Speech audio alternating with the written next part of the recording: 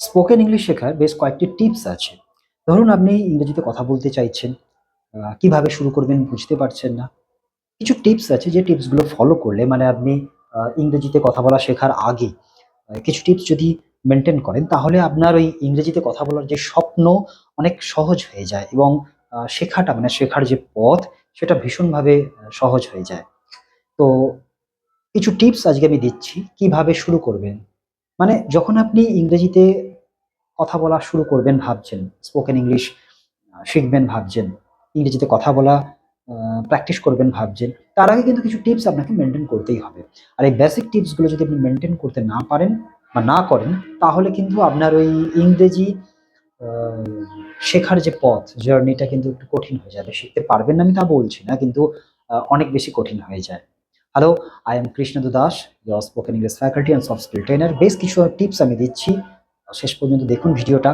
যদি ঠিকঠাকভাবে ফলো করেন, আশা করছি অনেকটাই সহজ হয়ে যাবে।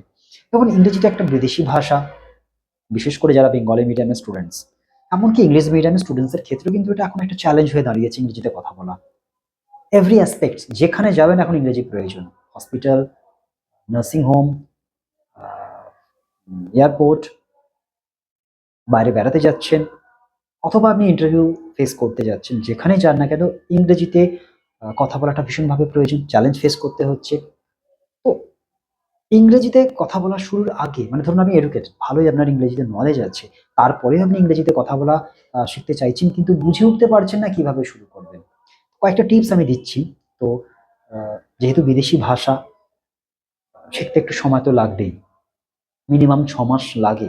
৩ মাস হলেও হয় কিন্তু আপনি স্যাটিসফাইড হবেন না। আ ৩ মাস ছেড়ে আপনি ৬ মাস করেন, তাহলে আপনার যে স্যাটিসফ্যাক্টরি যে লেভেলটা অনেকটা হাই হয়ে যাবে। ১ম যে জিনিসটা আপনাকে মেইনটেইন করতে হবে সেটা হচ্ছে যখন আপনি ইংরেজিতে কথা বলবেন, ফার্স্ট যে জিনিসটা আপনাদেরকে প্র্যাকটিস করতে হবে। দেখুন ইংরেজিতে কথা বলার আগে না আগে কমিউনিকেশন প্র্যাকটিস করতে হবে। মানে কমিউনিকেশন জিনিসটা কি? কিছু জিনিস রুলস অ্যান্ড রেগুলেশন। আজ পর্যন্ত যেভাবে আপনি কথা বলেন সেটা বাংলায় হতে পারে, হিন্দিতে হতে পারে, ইংলিশে হতে পারে। সে কথা বলার ধরনটাকে চেঞ্জ করতে হবে। ১ম কথা হচ্ছে আপনাকে যে জিনিসটা মেইনটেইন করতে হবে কমিউনিকেশন আগে জানতে হবে। যখনই আপনি কারো সাথে কথা বলবেন, তার চোখের দিকে তাকিয়ে কথা বলুন। গুড আই কনট্যাক্ট মেইনটেইন করতে হবে। তার চোখের দিকে তাকিয়ে যদি কথা বলেন, সবথেকে যে সুবিধাটা হলো, যখনই আমরা অ্যাকর্ডিং টু সাইকোলজি আমরা যখন কারো চোখের দিকে তাকিয়ে কথা বলি, তার মনোযোগটা কিন্তু আমরা আমাদের দিকে অ্যারেস্ট করে নিই। তার পুরো অ্যাটেনশনটাকে আমরা আমাদের দিকে অ্যারেস্ট করে নিতে পারি। ফলে যেটা সুবিধা হয়, সেটা হচ্ছে আমি যখন কোনো কথা বলছি, কাউকে কথা বলছি, তার অ্যাটেনশনটা যদি আমার দিকে থাকে, আমি যা বলছি, সেটা শোনার পার্সেন্টেজটা অনেক বেশি হয়। তো আগে আমাদের এটা লক্ষ্য, কারো চোখের দিকে তাকিয়ে কথা বললাম মানে সে আমার চোখের দিকে তাকিয়ে কথা বলছে। অ্যাটেনশন অ্যারেস্ট করে নিয়েছি। এবারে আমি যদি কোনো কথা তাকে আমি বলি, সুবিধা যেটা হবে, আমি যা কিছু বলবো সে মন দিয়ে শুনবে। ফলে আমাদের ২য় বার বলতে হবে না। অনেক সময় হয় না আমরা বললাম যে, "তোমার নাম কি?" বাংলাতে হয়তো বললাম। "হ্যাঁ, কি বললেন?" অন্যমনস্ক ছিল। "হ্যাঁ, হ্যাঁ, কি বললেন আরেকবার বলবেন প্লিজ?" তো এই ভেরিয়ার মানে কমিউনিকেশন এর ভেরিয়ার গুলো যেন না আসে। সবসময়ের জন্য চেষ্টা করবেন, যখনই কারো সাথে কথা বলবেন, তার চোখের দিকে তাকিয়ে কথা বলবেন। অ্যাটেনশনটা অ্যারেস্ট করলে আমি কি বোঝাতে চাইছি অনেক সহজ হয়ে যায়। অনেকটাই সহজ হয়ে যায়। কারণ পুরো তার অ্যাটেনশনটা থাকছে আমার দিকে। আমি কি বলছি? কিছু, কিছু ক্ষেত্রে কি হয় না আমাদের উচ্চারণটাও হয়তো ঠিকঠাকভাবে হয়নি বলার সময়। ক্যাজুয়ালি আমরা উচ্চারণ করে ফেলেছি।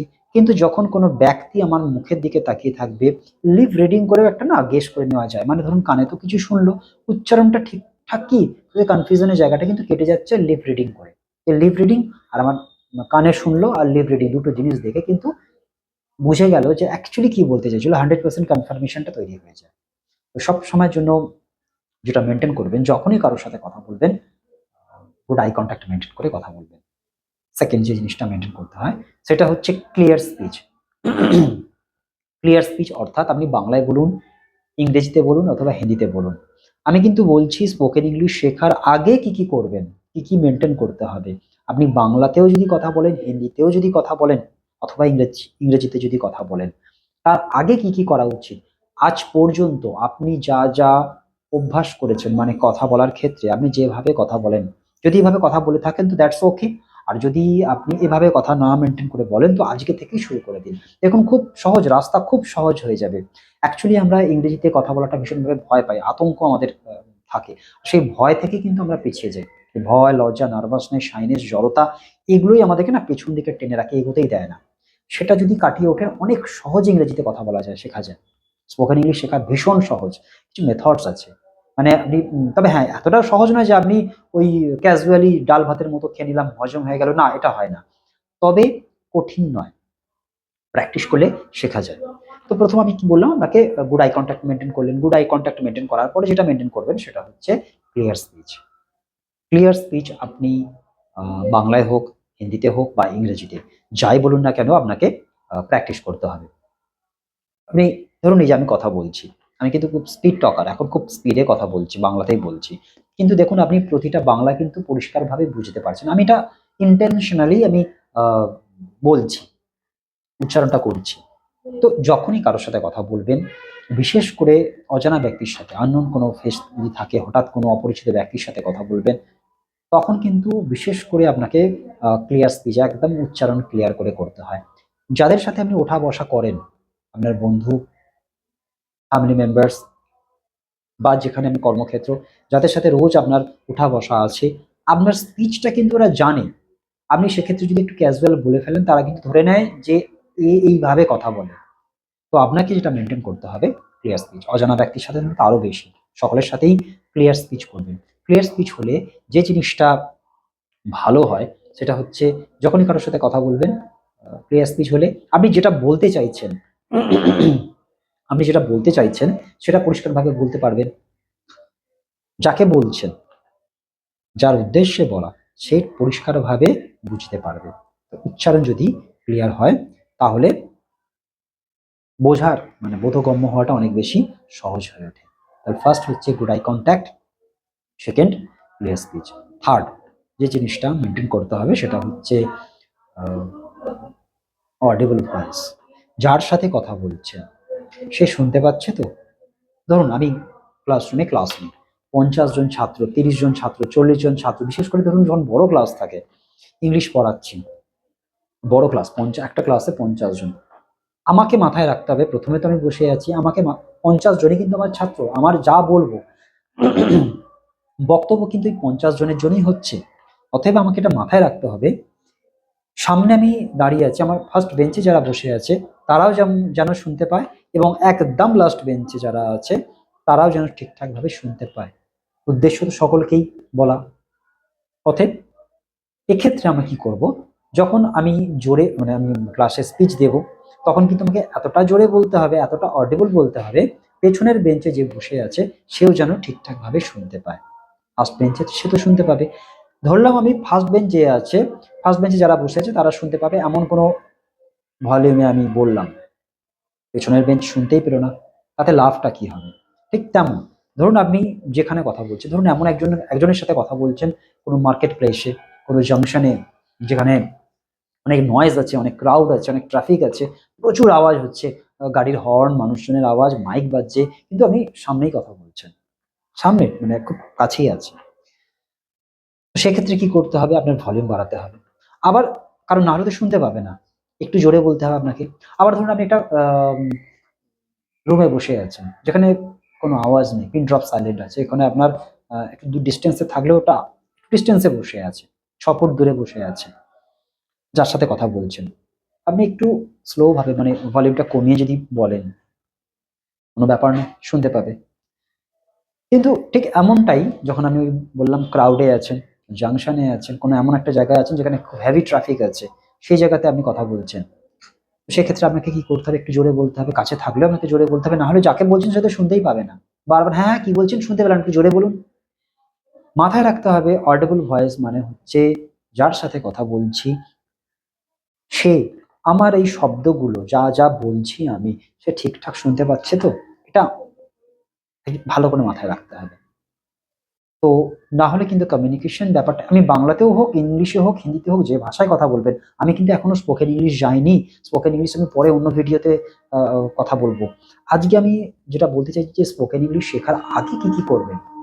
যখন কোনোদিন স্পোকেন ইংলিশ মানে ইংলিশে কথা বলা শিখতে চাইছেন, শুরু করবেন। স্পোকেন ইংলিশ যখন শুরু করবেন তার আগে এই জিনিসগুলো মেনটেন করতে হবে।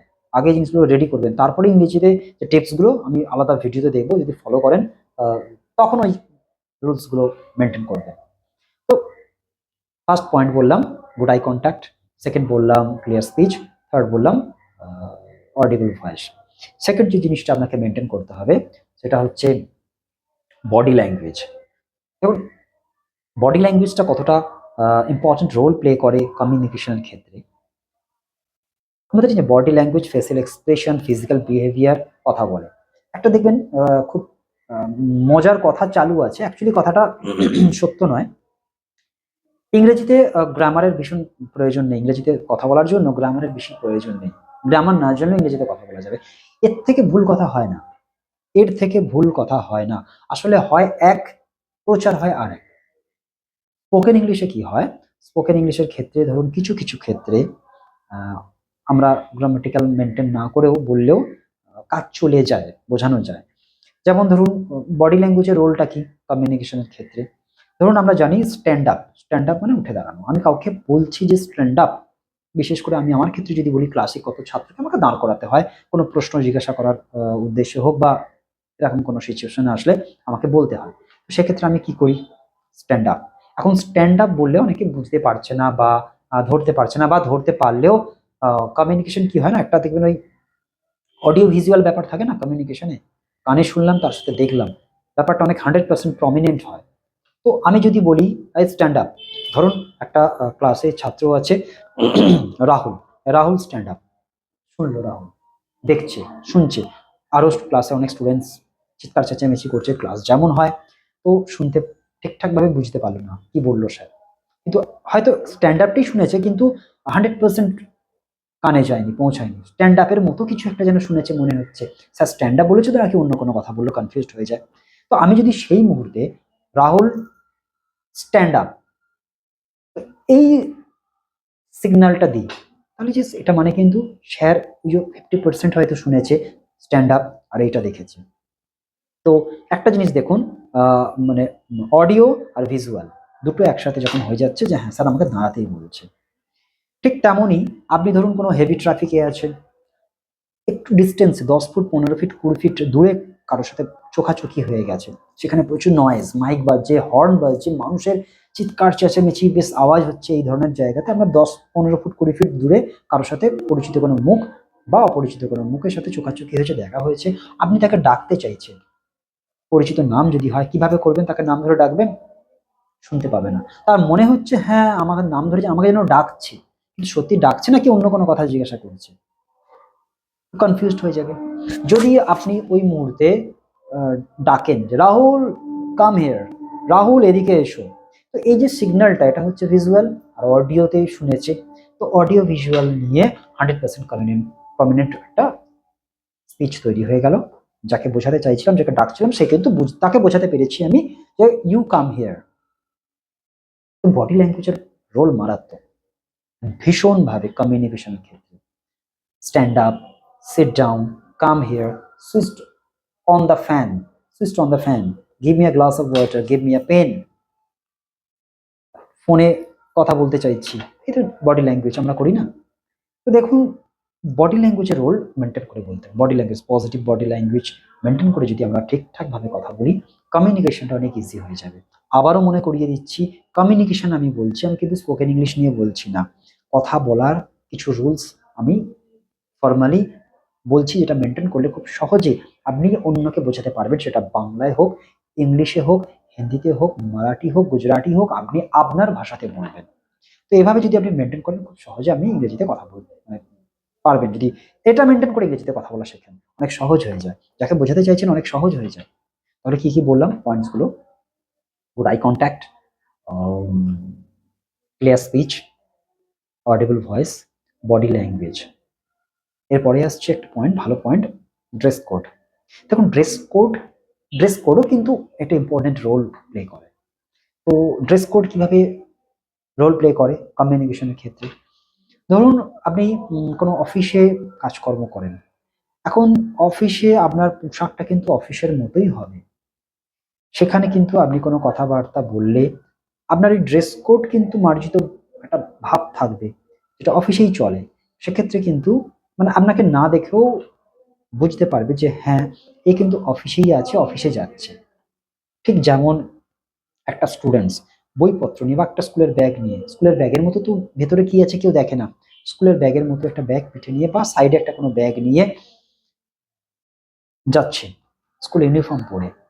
এখন বাকিরা অডিয়েন্স বা যারা দেখবে, দর্শক বা যারা রাস্তায় চলাফেরা করছে, তারা দেখে কিন্তু বুঝতে পারবে যে এ কিন্তু স্কুলেই যাচ্ছে। কারণ এই পোশাক পরেই স্কুলেই যায়, স্কুলের ইউনিফর্ম পরে। ব্যাগের ভেতরে বই আছে না খাতা আছে কেউ জাজ করবে না, যে ব্যাগের ভেতরে বই তো থাকে, এই স্কুল ইউনিফর্ম পরে আর কোথায় যাবে, তো অফিসেই যাচ্ছে। ঠিক তেমন ওই ছাত্র ওই ব্যাগটা নিয়ে খুব ভালো, খুব চকচকে রংচঙে কোনো পোশাক পরে, যে পোশাকগুলো পরে বেড়াতে যাওয়া হয়, ওই ব্যাগের ভেতরে আমরাও ছোটবেলা করেছি। ওই স্কুলের ব্যাগ, সুন্দর ব্যাগ, যে যার পার্সোনাল জিনিসপত্র, যেমন পার্সোনাল যেগুলো যেগুলো প্রয়োজন হয়, সেই সব ব্যাগে করে নিয়ে আমরা বেড়াতে গেছি। সকলে মিলে যেমন ফ্যামিলি নিয়ে বেড়াতে এসেছি, বড় ব্যাগ তো আছে, কিন্তু যে যার নিজের জিনিস, কিছু কমন জিনিস আমাদের নিজস্ব স্কুল ব্যাগের ভেতরে করে আমরা যাচ্ছি। হয় না? আপনাদের ক্ষেত্রে হয়তো অনেকের ক্ষেত্রেই হয়েছে। আমার তো হয়েইছে। তো এক্ষেত্রে ধরুন আপনি সেই ছাত্র ঠিক বেড়াতে যাওয়ার মতো পোশাক পরে ওই ব্যাগ নিয়েই কোথাও যাচ্ছে। তখন কিন্তু স্কুলের কথা কেউ মাথায় আসবে না। কারণ তার সাজ, পোশাক, ড্রেস দেখে মানুষ বুঝেই নেবে এ বোধহয় যদি স্কুলেও যায়, মানুষ কিন্তু ভাববে যে এ বোধহয় কোথাও বেড়াতে যাচ্ছে, আড্ডা দিচ্ছে, মেলা যাচ্ছে। তো ব্যাপারটা কি হচ্ছে, আপনি আহ, আপনার পোশাকটা কিন্তু বলে দেবে প্রথম কথায়। কমিউনিকেশন, আর কমিউনিকেশনের কথাটার মানে কিন্তু সবসময় মুখে কথা বলা নয়। কমিউনিকেশনের কথার অর্থ কিন্তু সবসময় যে আমি ভার্বাল স্পিচ করবো তা নয়। দু ধরনের কমিউনিকেশন, একটা ভার্বাল কমিউনিকেশন আর non verbal communication. Verbal communication মানে এই যে আমি কথা বলছি, জিজ্ঞাসা হচ্ছে হোয়াট ইজ ইউর নেম, বললেন আমি my name is Krishnendu Das. এই যে জিজ্ঞাসা করছেন, রেসিপ্রোকেশন চলছে, যে রেসিপ্রোকেশন করলেন, এটাই হচ্ছে ভার্বাল কমিউনিকেশন। নন ভার্বাল কমিউনিকেশন কি?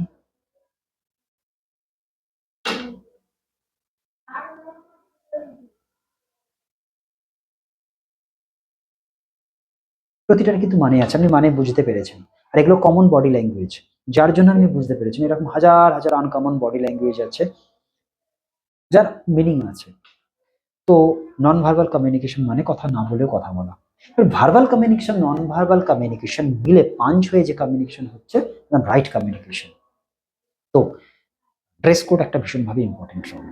যেমন ধরুন আপনি শ্রাদ্ধ বাড়িতে গেছেন, শ্রাদ্ধ বাড়িতে আমরা কি করি, খুব সাদামাটা পোশাক পরি, কম রং থাকবে এই ধরনের পোশাক পরি, লাইট কালারের কোনো পোশাক আশাক পরে আমরা শ্রাদ্ধ বাড়িতে যাই, তাই না? আবার বিয়ে বাড়ি, অন্নপ্রাশন, জন্মদিন বা এই ধরনের কোনো আনন্দ উৎসবে আমরা একটু কালারফুল ড্রেস পরে যাই। দেখুন আমরা যখন এই কালারফুল ড্রেস পরে যাচ্ছি, তখন কিন্তু বুঝে নিই কোনো আনন্দ উৎসব।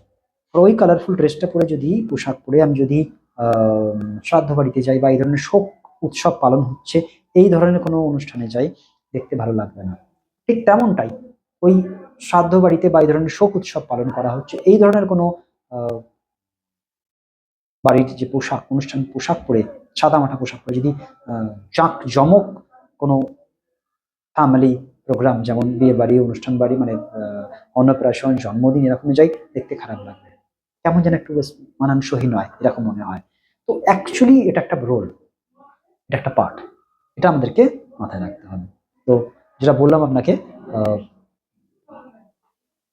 Good eye contact, clear speech, audible voice, body language, dress code, এছাড়াও কিছু জিনিস আপনাকে মেনটেন করতে হবে কমিউনিকেশনের ক্ষেত্রে। কে কি মেনটেন করবেন? ধরুন আপনাকে মেনটেন করতে হবে উইশ করা, গ্রিট করা, nice to meet you, thank you, hi, hello, how are you, fine, good morning, nice to meet you, thank you, কথায় কথায় থ্যাংক ইউ বলবেন, গ্র্যাটিটিউড শো করবেন, উইশ করবেন, গ্রিট করবেন। এগুলোতে ধরুন কাকুর hello, good morning Rahul, yes sir, good morning, সঙ্গে সঙ্গে অ্যারেস্ট অ্যাটেনশন হয়ে গেল, আপনার অ্যাটেনশনটা অ্যারেস্ট হয়ে গেল। গুড মর্নিং রাহুল, সঙ্গে সঙ্গে তাকালো। এই গুড মর্নিং রাহুল যখনই বললো, এরপরে চোখের দিকে তাকিয়ে কথা বলতে হবে। গুড মর্নিং রাহুল, আচ্ছা গুড মর্নিং, চোখের দিকে তাকিয়ে কথা বলছি, আরো অ্যাটেনশনটাকে ধরে রাখছে। প্রথম কথা অ্যাটেনশনটাকে অ্যারেস্ট করলাম, এরপরে অ্যাটেনশনটাকে ধরে রাখছি, এরপরে বললাম যে when did you get up in the morning today? উত্তর খুব সহজে হ্যাঁ স্যার আজকে। আগে গ্রিট করা, উইশ করা এটাও কিন্তু পার্ট অফ কমিউনিকেশন। তো যখনই আপনি ইংরেজিতে কথা বলা প্র্যাকটিস করতে চাইছেন, স্পোকেন ইংলিশ শিখতে চাইছেন, প্রথমেই কিন্তু আগে আপনাকে কমিউনিকেশনটা ঠিকঠাক জায়গায় নিয়ে যেতে হবে। ফলে আপনি যা বলবেন, যেভাবে বলবেন অনেক স্মুথ হয়ে যায়, অনেক ভালো মতো হয়ে যায়। তো আজকে এই টিপসগুলোই দিলাম।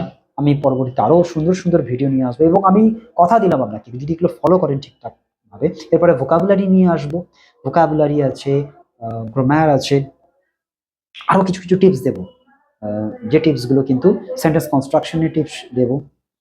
যদি ঠিকঠাকভাবে আপনি ফলো করেন, ইংরেজি শেখা একদম সহজ। সাথে থাকুন, ফলো করে রাখুন।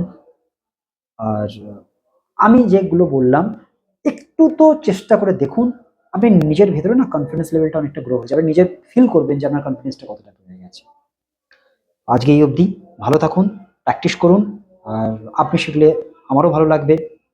যদি ঠিকঠাকভাবে শিখতে পারেন, একটা কথা, মডার্ন সোসাইটিতে আপনার স্থানটা কিন্তু অনেকটাই উঁচু জায়গায় চলে যাবে। বিশ্বাস করুন, যদি ইংরেজিতে কথা বলতে পারেন, আপনার কর্মক্ষেত্রেও আপনার লেভেলটা অনেকটা হাই হবে। আপনার সহকর্মীরা অনেকটাই আপনাকে উঁচু চোখে দেখবে।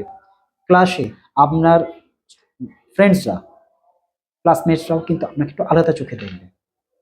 একটু ফলো করুন, দেখুন খুব সহজেই শিখতে পারবেন। আজ এই অবধি। থ্যাংক ইউ, ভালো থাকবেন।